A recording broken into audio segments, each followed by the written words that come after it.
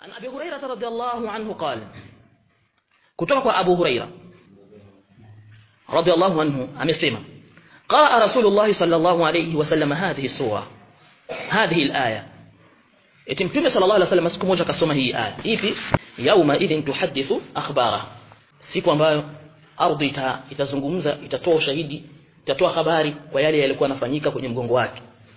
Qal mtume akasema atadiruna ma akhbaruha, je mnazijua habari ambazo zitakazozungumzwa na ardhi? Qalu wakasema Allahu wa rasuluhu a'lam, Mwenyezi Mungu na mtume wake ndio wanajua ni habari gani zitakazozungumzwa na hiyo ardhi. Qal fa inna akhbaraha, hakika habari za hiyo ardhi zitakazozungumzwa na hiyo ardhi an tashhada ala kulli 'abdin, itamshuhudia itamtolea ushahidi japo uwe ulikuwa ni mtumwa au amatin au kijakazi, bima amila ala dhahriha, kwa kile ambacho mtumwa wa kiume au kijakazi wa kike huyo alifanya juu ya mgongo wa ardhi.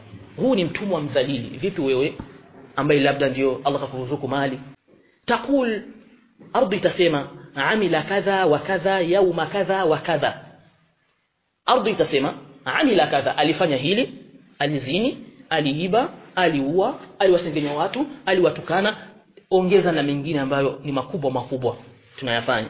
Siku gani hiyo? Yauma kadha, siku fulani na siku fulani na siku fulani. Mtume anasema fahadhihi akhbaruha, hizo ndizo habari ambazo itazungumza ardhi. Bi anna rabbaka awha laha, hii ardhi kuzungumza usifikiri ni kwa matakwa yake, ni kwa maamrisho ya Allah subhanahu wa ta'ala.